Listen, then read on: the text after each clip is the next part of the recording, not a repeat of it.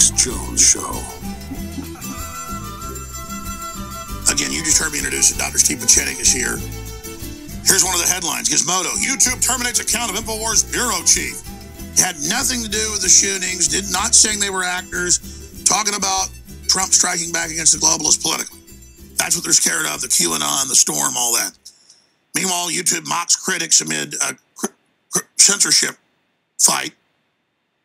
Dr. Steve Pieczenik joins us on Google and the big internet war that it looks like, I don't want to say we've turned the tide, but it's starting to turn where they're just saying, it's a mistake, we're sorry. Isn't the real headline?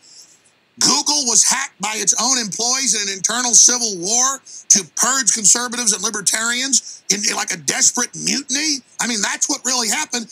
Suddenly, YouTube blinks yesterday and goes, Google goes, we had employees that did that who were unauthorized. We're now removing them. So we apologize to conservatives. That's the headline. So this is spectacular, but they've released it like flatulence in church, very, very quietly, very, very easily. But still, it sounds like a giant whoopee cushion, despite what they tried. I mean, how big is this? Because you obviously have sources inside intelligence you didn't want to give, but you told us, don't worry, this was coming. What really happened? I can't say a word. You riff, it's almost impossible. It's exactly what I told you. Nothing's going to happen to you. You're too important to the Republic. And, I mean, like flatulence in a church. Who could come up with that kind of riff? That's why you're popular. Oh, stop. You're the guy that predicted this. Well, not a very hard prediction, Alex. Let's go back to our history. You and I and others have been on the forefront of whatever we could call it, an InfoWar revolution. The people at Google, the people at Amazon, and all the other institutions got a wake-up call. And that wake-up call came very quickly after you and I had that discussion. But there were people within the government, and I go through this. There are loyalists within our government and many of our 18 intelligence agencies who are very concerned about what happens to this country. Right or wrong, they are committed as much as I am, you are, to the sustaining of the Republic. Remember, the presidency is temporal. From our point of view, we want to maintain the integrity of the Republic so that the nation state has a capacity for transaction, for national security, and for the ability to encourage entrepreneurship. This is what it's all about. But when entrepreneurship becomes a massive fascist organization, which it could under Google, and the boys who started it came out of the Soviet Union, and yours truly helped to get those boys out of the Soviet Union, we don't like what happens. So those of us who've been involved in conflict, those of us who were involved in taking down the Soviet Union, it's just not me, the CIA and others who were involved in military intelligence, understand very clearly that we're not going to reduplicate the Soviet Union in the guise of Google, Amazon, or any other institution. So they are, in fact, beholden to the different segments of our intelligence community. That's as simple as But there is a civil war within the companies, within the institutions, within the police departments, because if it wasn't for Drudge and the listeners getting upset and making it a major news story, I mean, that obviously helped people also on the inside make the moral argument to make sure this stopped. Because somebody hired these 10,000 scallywags, brought them in to do this lynching. Well, however it occurred, but you're correct. I've said to you for a long time ago, only 4% of the American population was involved in the Revolutionary War. We can take that to about 4 to 3% right now of the Americans who are involved in the active participation to make sure that we don't have these kinds of interference in our democracy and our republic. You happen to be the voice of that movement, as you well know, and that voice will not be stilled if people like myself and others are involved. And that's where we come in and say enough is enough. Alex Jones is extremely important to the integrity of the Republic. That's as simple as that. Well, everybody is. We're just a focal point. It's everybody on this show. It's everybody. It really is. It's everybody, and it's Matt Drudge. And let's come back and talk about what you think is going to happen next. Tomorrow's news, next week's news today with Steve Pieczenik, StevePieczenik.com.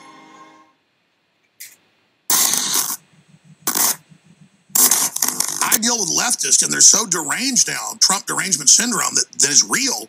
they're so crazed that I don't think we're out of the woods, because they're still shadow banning, they're still curtailing libertarian talk, but their naked attempt to ban everything really blew up in their face. Is that what you're getting at, Dr. Pieczenik?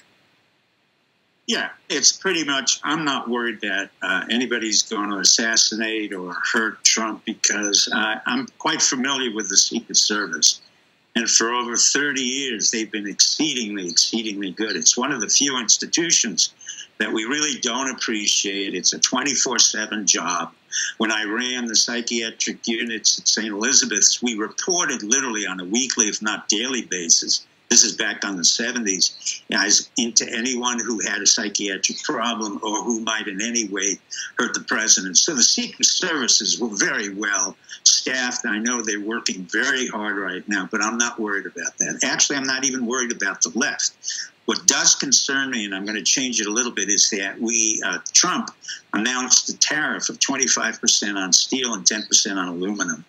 What that does is really create a tariff war, which at this particular point in time, I do not agree with. It's something that has major ramifications, particularly for our closest allies, Canada, Mexico, Brazil, South Korea. Isn't he doing it as a negotiating point? He may be, but he invoked national security, which isn't exactly a negotiating point. And he said it's really quite simple. We're at the tail end of a steel deficit, and we really want to increase the price of steel as it comes in. Well, that's not exactly correct. We don't have that type of steel deficit. Our companies, Nucor, U.S. Steel, are important companies, but they can't produce the amount of steel that we need in the various industries at the prices that we had with imports of steel coming from Canada and aluminum, and particularly for... Are you saying it's going to trigger inflation? Yes, that's correct. It's triggering not only inflation, but a major uncertainty in the stock market. We've lost about $500 billion over the past 2 days, and we're heading in for what we call a fifth day of distribution and a major, major pullback in all the major companies, including the steel and aluminum companies, as well as the car companies and every other ancillary service. So other than the left has nothing to do with this. This is really total economic, what I wouldn't call warfare, but it begins economic warfare. Well, sure, it's a form of an embargo, but China, keeps lowering their taxes to counter us. And what are we supposed to do? I mean, we got deindustrialized this way. I agree that maybe just announcing he's doing it instead of saying I may do it, it has caused some jitters. But, I don't know. They're trying to push that a depression could be triggered from this, but I thought the depression was already happening, and then they came along with smooth haulings. No, not really. There was no depression. Our economy is quite strong, and what happened is Mr. Powell, with the Federal Reserve, I admire what he does, hinted very clearly that we're going to have 4 increases in interest rates. So that's when the stock market pulled back 1,000 points or more, because we weren't used to having an increased GDP and at the same time having a increase in interest rates. Well, that's actually a good point. I criticized the rates just because they didn't do it for Obama, but they did it for Trump. I kind of thought they were trying to hurt things, but you're right. If the economy is booming back, you're supposed to raise interest rates, which encourages savings. Correct. But on the other hand, the stock markets don't know exactly when those interest rates come in and how much it will affect it, particularly when there's announcements that there will be 3 and possibly 4. More importantly, you have to understand the amount of steel that we get from China is less than 5%. It's 2%. What we're really concerned about, I mean, in general, both in the national military area and in the business area where I'm involved as well, is that we have allies like Canada. We can't afford to alienate them. We have Germany.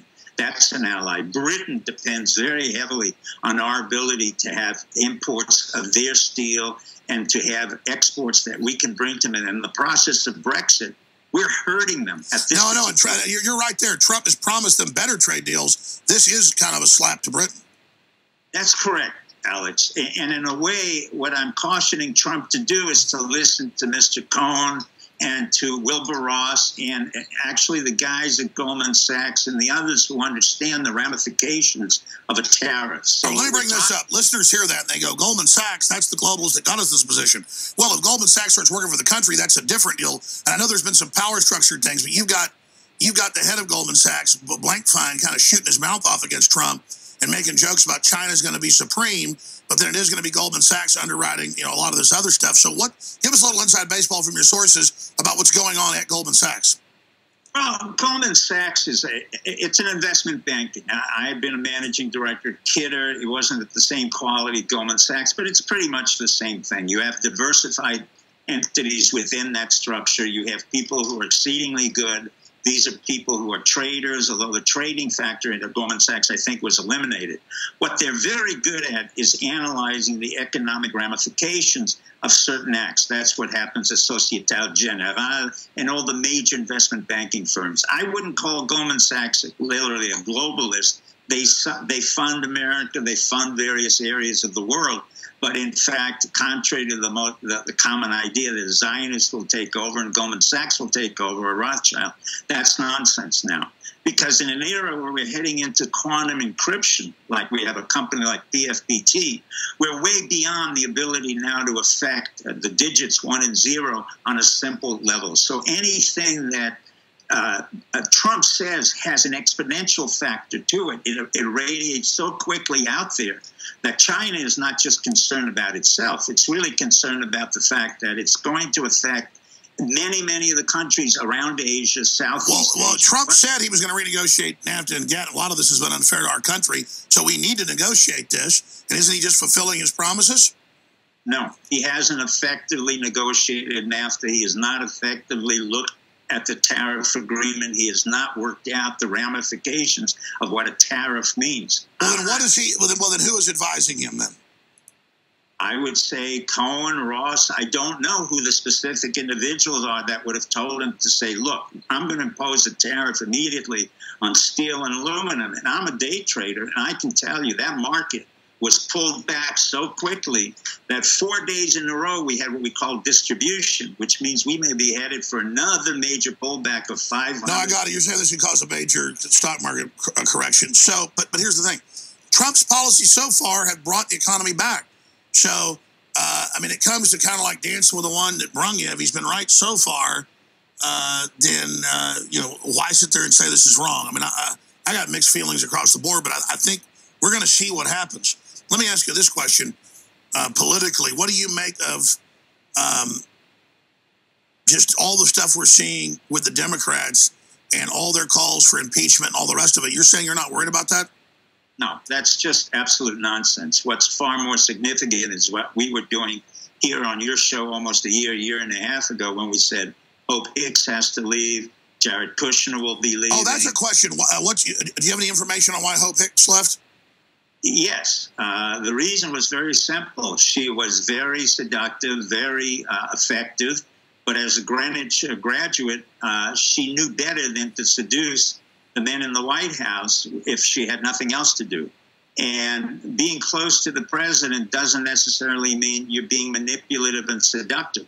Being close to the president means you're being discreet.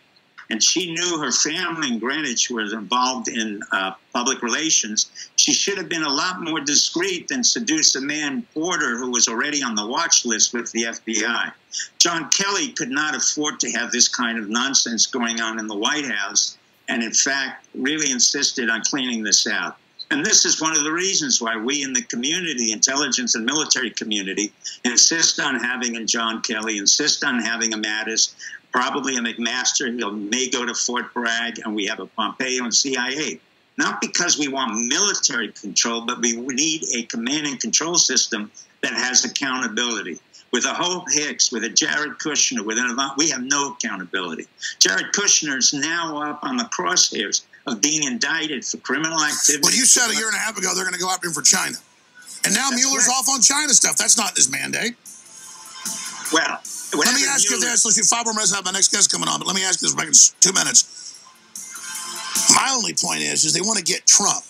And so, okay, Kushner gets some money from some foreign banks. That's before he was even, it's like, why is Mueller going after Kushner? I'm trying to protect Kushner. It's just, you've got the Clintons have done 50 million things worse.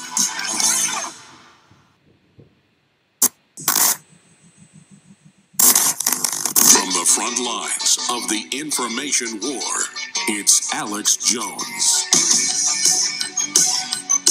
All right, Dr. Steve Pieczenik is our guest, best-selling author, worked at the State Department and other agencies. Just a great source of info. Different perspectives. You may not totally agree with all of it, but it's always thought-provoking and it ends up being pretty accurate down the road. We just went to break, and I was asking the question, and then my daughter called me. I guess they were off school today. I'm about to come home, and she was wanting something. I don't remember. Why was I saying hold over? What was the question, Dr. Pieczenik, I got you to hold over for? The issue was Mueller, and you said, will Mueller indict Trump, and is he dangerous? The answer is no. What happened, and I've said it for a year or so, and most people didn't pick it up. I said, I think Mueller is making amends for what he participated in 9/11. Mueller comes out of St. Paul's. He was really a war hero in Vietnam, and he got co-opted by the Bushes. I think what's happening now is Mueller's working with Trump, quite frankly, and he's. Now, I heard this months ago from SG, Silver Bull, and all those guys, and more. Could that actually be happening? Yes, because Mueller can do the one thing that Trump can't do within his own family, and that is to fire Jared Kushner. Although Trump himself has been very annoyed with this young man. By the way, I want you to finish, but I never believed that until the indictment came out, and it's a bunch of Russians getting funded by Soros and stuff to manipulate the election, which we knew really went on. Not Russia itself, but people using Russian companies. So when I saw that, I thought, is Mueller actually really been turned back to Trump? Yeah. Mueller is more interested not so much in the Russian affairs. That's just, I think, a cover. What he's really going after is Manafort, who we talked about. I said a year and a half ago, get rid of him. He was corrupt. He's corrupt. Kushner is the equal corruption to Manafort. Kushner brought in Manafort. Equally corrupt. And this is more than just the Russian. The Chinese control 666 Fifth Avenue. Well, that's what you said a year and a half ago. That's what they're looking at Kushner for, is the Chinese money. And not only Chinese money, but Israeli money. The money that comes from Bank Leumi is in the hundreds of millions of dollars, and he has a major loan, as he, quote, is our diplomat to the Middle East. He has also major loans from an Israeli loan company, which he hadn't identified. He has other major loans. He's had bankruptcy in his paper. He is a total disaster. I said from day one, this was a stupid, incompetent, corrupt individual who mirrors very much what his father was, who was indicted and convicted and went to jail under Christie. Now, trust me, in a corrupt state like New Jersey, for his father to go to a corrupt prison, you have to be exceedingly corrupt, and that's Kushner. And Trump knows that, and he has to get rid of him. Then why in Hades would he bring him into the center of the White House? Because he has a daughter. You have a daughter. If your daughter asks something and he thinks the world of his daughter and he sent her out to South Korea. I love my daughters, but if they had some son buying buildings called 666 for 3 times what they were worth, I'd say he was married to a moron. Well, what can I tell you? I can't get involved in their private relationship. No, I don't even hate Kushner. The point is, I don't even dislike him. I didn't really know because he never talks. I don't know if he's good or bad or what's going on. I don't wish any harm upon him. And I mean, getting loans for your buildings, whatever. He's not running the government. I don't think there's an issue, in Chinese money, unless he's in the White House. I mean, who cares who helps you buy a building as long as you're not in the government, right? Well, that's correct, but that's not the issue. He's been going into negotiations with Russians who owe him money. He's been going into negotiation in Israel and picked out the most corrupt of all leaders, and I've said it before, Bibi. I've said it for years. Bibi has to leave Israel. There's no question about it. Bibi is so corrupt that their own police department has already indicted him for several hundreds of millions of dollars, and Bibi is on the verge of wanting a war to distract from the internal. So you've got Bibi, you got Kushner, you have all these other guys, all unfortunately Jews, and Kushner's an Orthodox Jew who makes it even worse for us Jews, but he's basically corrupt. Well, I don't know all the, internal war battles that go on with all this stuff. I just know that the president's moving the country forward, and I don't really see the corruption, so I just think they ought to leave the whole thing alone. But whatever, we'll see what happens. It's crazy. Thank you, Dr. Pieczenik. Appreciate you.